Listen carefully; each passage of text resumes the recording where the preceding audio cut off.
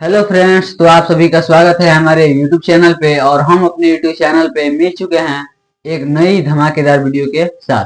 और हम इस वीडियो में जो है आज बहुत ही इम्पोर्टेंट चीज के विषय में, मतलब बहुत ही इम्पोर्टेंट विषय है आज का, जिसके बारे में हम बात करने वाले हैं।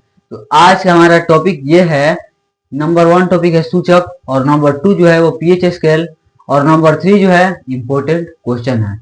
तो हम इस क्वेश्चन को स्टार्ट करने से पहले आप सभी को बता दें कि आप लोग जो है एकदम मतलब रेडी हैं, तो अपने बुक को जो है ओपन कर लीजिएगा, और साथ ही कॉपी को भी, नोट बुक को जो है ओपन कर लीजिएगा। और हम जैसे जैसे लिखवाएंगे वैसे वैसे या फिर आप अपने तरीके से लिख लीजिएगा। अगर मैं ये भी बता दूं आप लोग को कि अगर आप मेरे चैनल पे पहली बार आए हैं तो मेरे चैनल को सब्सक्राइब कर लीजिएगा, और साथ ही बेल आइकन को प्रेस कर लीजिएगा, ताकि मैं जो है अपने यूट्यूब चैनल पे कोई भी वीडियो अपलोड करूं तो सबसे पहले आपके पास नोटिफिकेशन चला जाए और आप उस वीडियो का लाभ उठा सकें। तो आज के वीडियो जो है हम स्टार्ट करते हैं। और आज की वीडियो को हम स्टार्ट करने से पहले बता दें कि इस बीच में जो है कुछ मोटिवेशन लाइन्स होते रहेंगी, जिससे आप लोग जो है वो बोर ना हो पाए। तो आइए इसको स्टार्ट करते हैं। तो हम सूचक, यहाँ पे क्या है, सूचक है, पहला टॉपिक है सूचक। तो सूचक किसे कहते हैं? सूचक किसे कहते हैं? तो सूचक वह है जो किसी विलयन में अम्ल तथा क्षार की उपस्थिति को दर्शाता है। मतलब सूचक वह है, एक तरीके से हम इसको बोल सकते हैं कि वो अलग अलग रंग के अम्ल तथा क्षार के साथ, सूचक अम्ल तथा क्षार के साथ अलग अलग रंग देता है, उसे क्या बोलते हैं? सूचक बोलते हैं। वह पदार्थ है जो अम्ल तथा क्षार के साथ अलग अलग रंग देता है, उसको क्या बोलते हैं? सूचक बोलते हैं। और इसका एक डिफिनेशन ये भी होगा कि सूचक जो है वो किसी विलयन में अम्ल तथा क्षार की उपस्थिति को दर्शाता है, तथा इसका जो है अम्लीय माध्यम से क्षारीय माध्यम में बदलता रहता है। सूचक जो है अम्लीय माध्यम से क्षारीय माध्यम में बदलता रहता है। ये तो मतलब नोटिफिकेशन माफ कीजिएगा, गलती हो गया, डिफिनेशन जो है वो हो गया। और अभी इसके डिफिनेशन को जो है हम लिख लेते हैं बारीकी से, तो आप लोग साथ में नोट करते रहिएगा ताकि बोरिंग ना हो, और साथ ही जो है आपको क्लास में ही याद हो जाए। तो आइए स्टार्ट करते हैं। सूचक किसे कहते हैं? सूचक अभी बताए ना हम, तो उसी को यहाँ पे लिख रहे हैं, आप लोग साथ में नोट करते रहिएगा। सूचक किसे कहते हैं? तो वह पदार्थ है जो, हम डायरेक्ट लिख रहे हैं, जो अम्ल तथा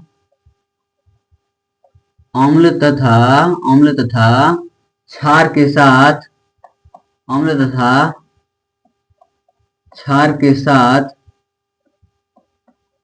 अम्ल तथा क्षार के साथ अलग अलग रंग देता है। क्या करता है? अलग अलग रंग देता है, रंग देता है।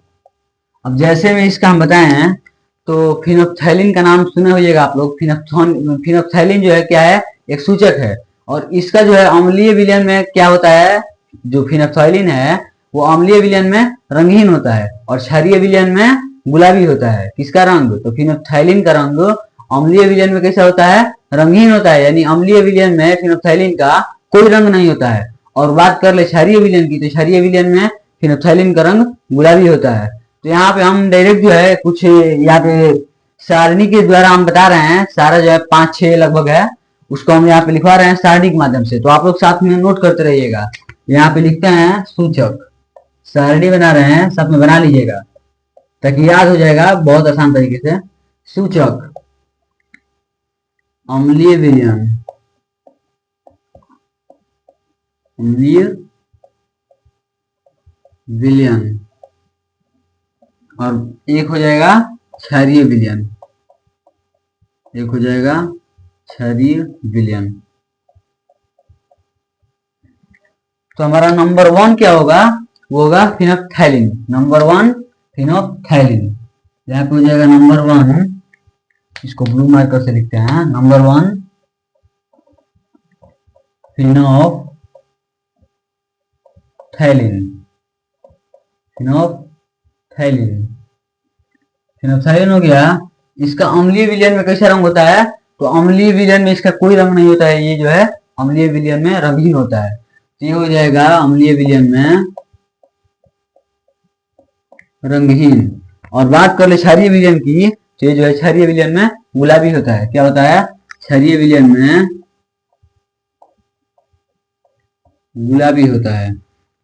अब बात कर ले दूसरा की, नंबर 2 ये हो जाएगा मेथिल ऑरेंज।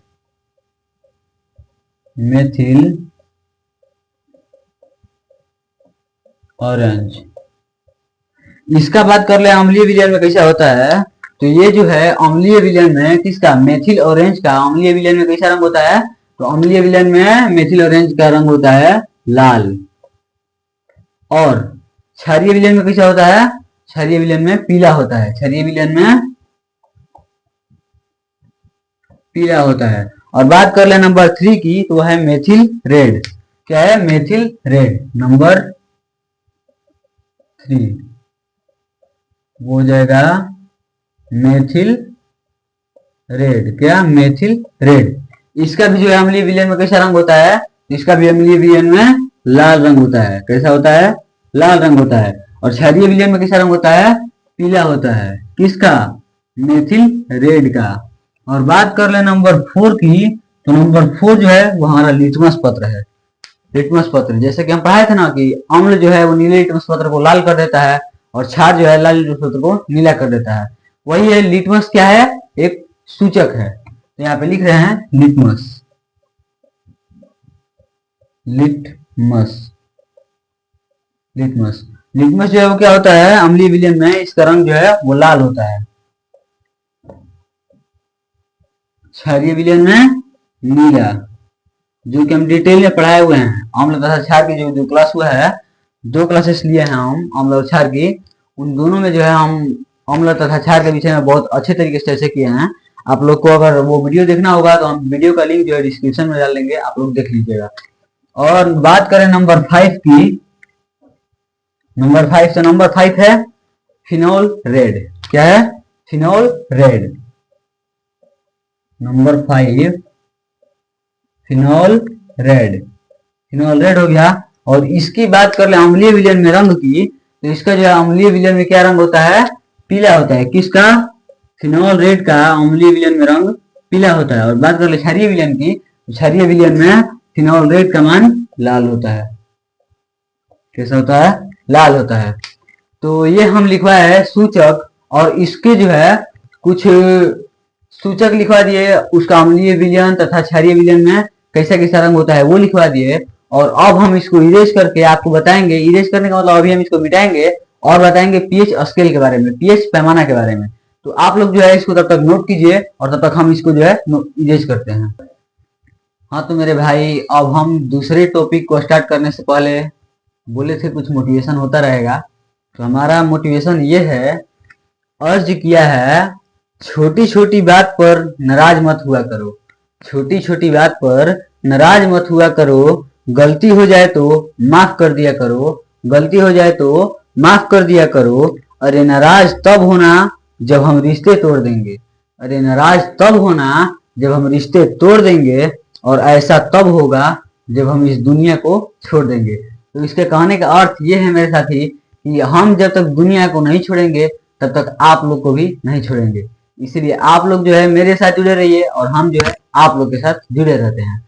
तो आइए इस मोटिवेशन के साथ ही अपने नंबर 2 के टॉपिक जो है पीएच पैमाना, इसको स्टार्ट करते हैं। और फोन दे देते हैं अपने भाई को।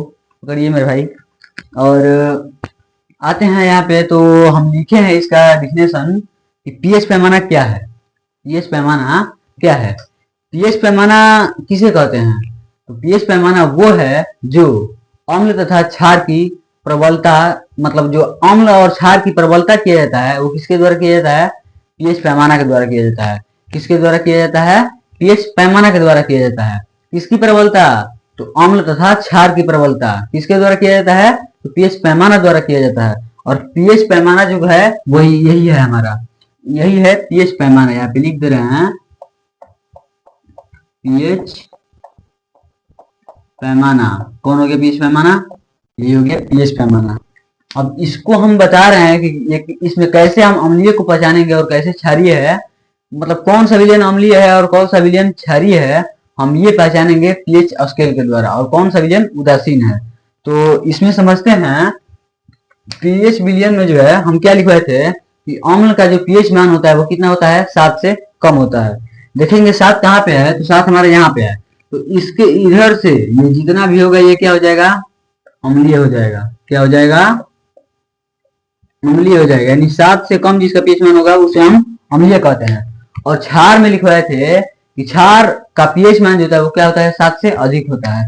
तो 7 से अधिक 8 से लेकर के यहाँ पे जो 14 तक है ये क्या हो जाएगा हमारा, क्षारीय हो जाएगा। क्या हो जाएगा, क्षारीय हो जाएगा। और बात कर ले नंबर सिर्फ ये 7 की, तो ये हो जाएगा उदासीन। ये हो जाएगा उदासीन। हम जो एक क्वेश्चन लिखवाए थे ऑप्शन दे करके कि मान लीजिए कि ए जो है, ए का पीएच मान है 3.5, बी का पीएच मान है 4, सी का पीएच मान है 1, डी का पीएच मान है 0, जीरो नहीं बोलते हैं, डी का पीएच मान लीजिए कि मान लेते हैं 8। अगर इसमें से पूछ दे कि सबसे कम अम्लीय विलयन कौन सा है, इनमें सभी विलयन में सबसे कम अम्लीयता किस विलयन में है, तो सबसे कम अम्लीयता किसमें होगा, तो हम देखेंगे कि 7 से कम होता है अम्लीय मान, मतलब अम्ल का जो पीएच मान होता है वो 7 से कम होता है। तो 7 से हम जितना कम आएंगे मतलब 6 बोलेंगे, और हाईएस्ट में सबसे कम जो है 6 रहेगा, तो सबसे ज्यादा अम्लीयता किसमें होगा, 6 में होगा। तो हमारा सबसे कम क्या है, नंबर 1। यहाँ पे 1 जो है वो क्या होगा, ज्यादा अम्लीयता होगा। ये क्वेश्चन हम करवा चुके हैं इसके पीछे वाले वीडियो में। और ये हो गया हमारे पहचाने का ट्रिक। तो इसका जो है हम कुछ नोट लिखवा रहे हैं, बहुत इंपॉर्टेंट नोट है, लगभग 5 नोट लिखवाएंगे, पांचों को आप लिख लीजिएगा। इससे जो है नंबर 4 और 5 जो है उसी पे जो है सिर्फ न्यूमेरिकल बनेगा, उसी दोनों पे। और ये सब जो है पूछ सकता है ऑब्जेक्टिव में। तो नोट लिखिए यहाँ पे, नोट मार लीजिएगा, और इसमें कर लीजिएगा पीएच पैमाना में वीवीआईपी कर दीजिए, भुलाई भटकल आइए देता हूँ। और इसको कर लेते हैं 2026, क्योंकि इसमें से जो है 2026 में कंफर्म पूछेगा ही पूछेगा। तो करते हैं अब इसको स्टार्ट। तो नोट नंबर आते हैं 1 में। हमारा नोट नंबर 1 का है कि अम्ल का पीएच मान कितना होता है, 7 से कम होता है। सब लिखवा दिए हैं, फिर भी यहाँ पे लिखवा रहे हैं। अम्ल का पीएच मान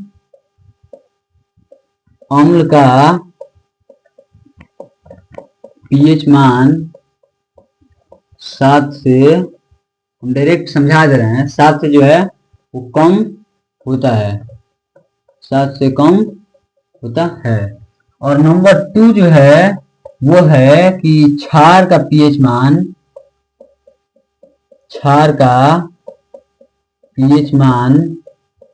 7 से अधिक होता है। 7 से क्या होता है, अधिक होता है, 7 से अधिक होता है। किसका पीएच मान, क्षार का पीएच मान।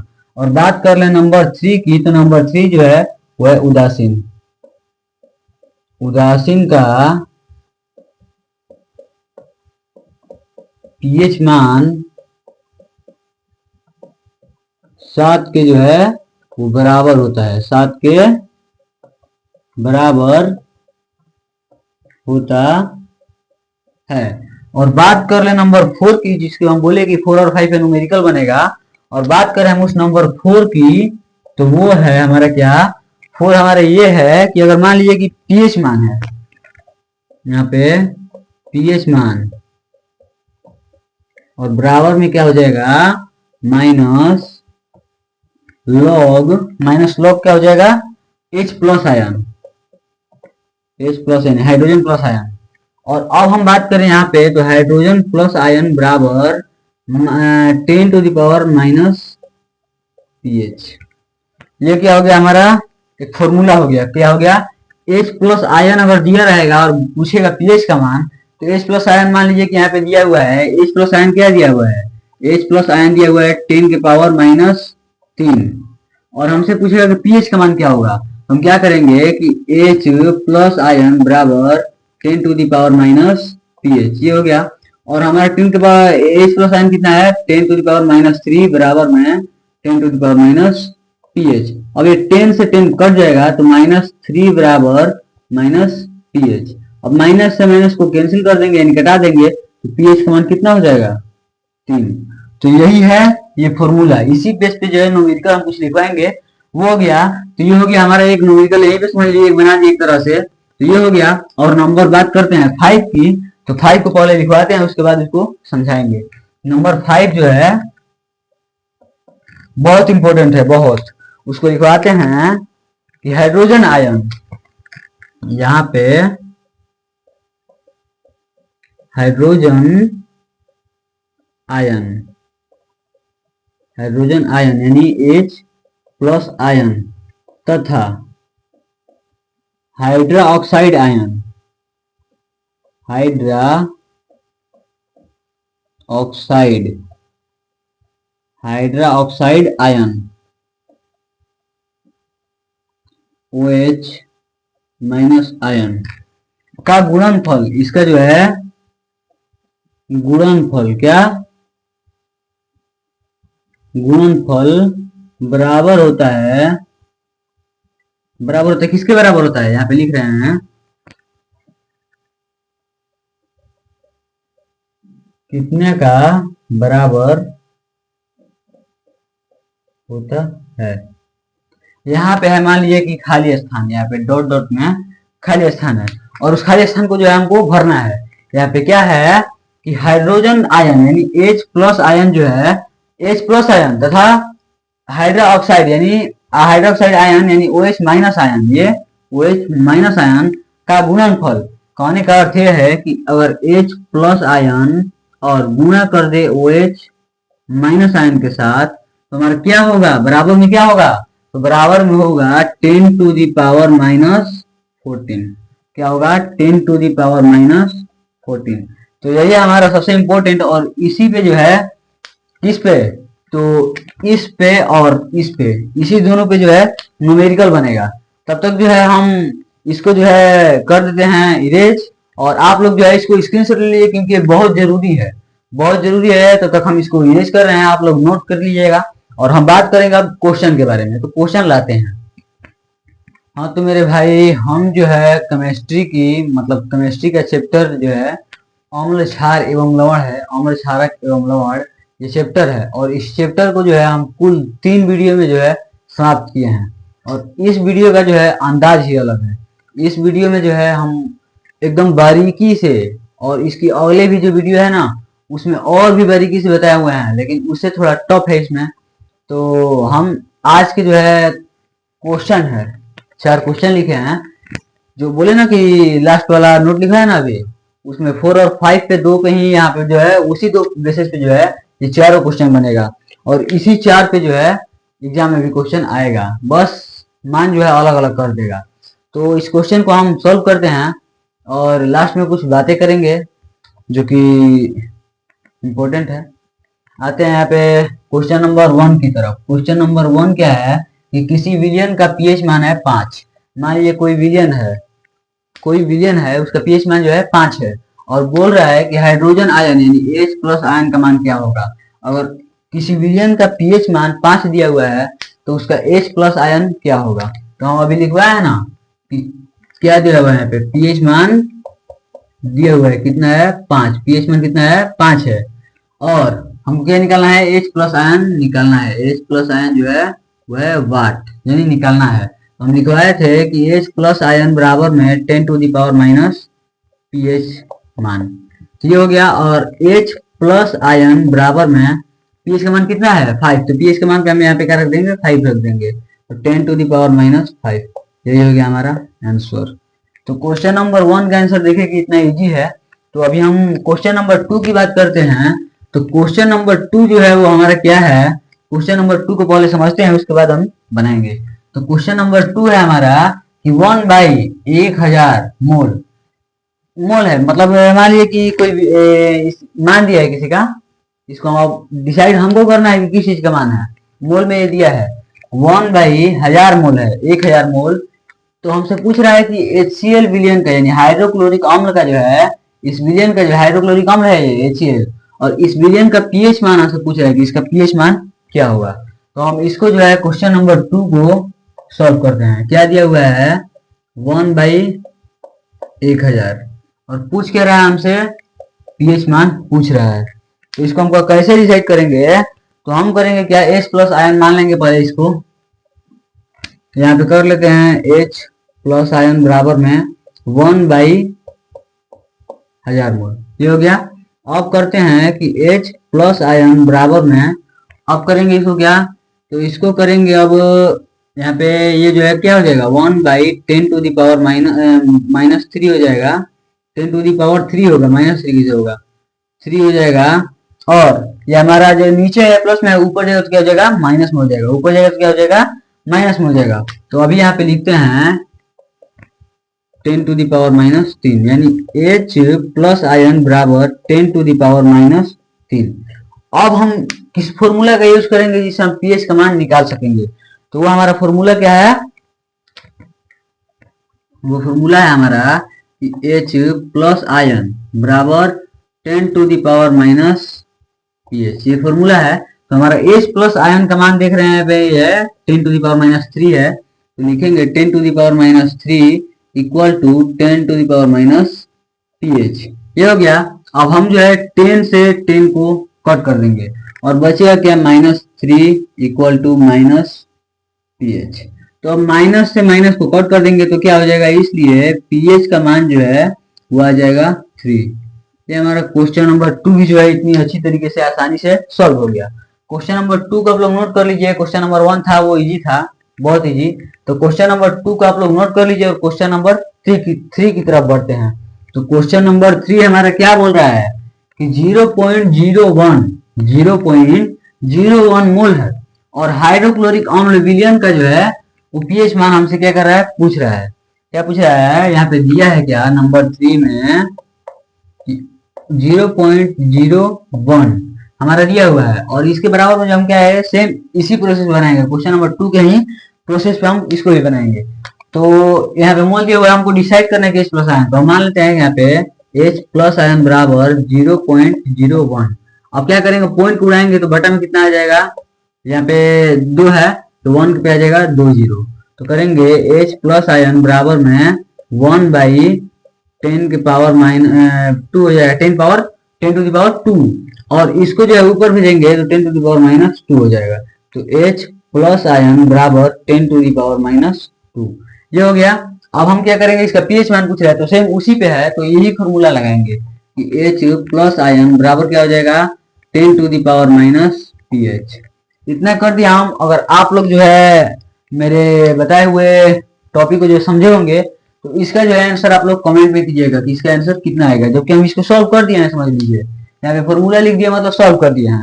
और बात करते हैं क्वेश्चन नंबर 4 की। क्वेश्चन नंबर 3 का जो है यहाँ पे हम यहाँ तक कर दिए हैं। H प्लस आयन का मान रख दीजिएगा 10 टू दी पावर -2 और बराबर में यानी जो है पीएच का मान आएगा 2। आंसर भी बता दिए आप लोग, लेकिन कमेंट में पूरा हल करके बताइएगा।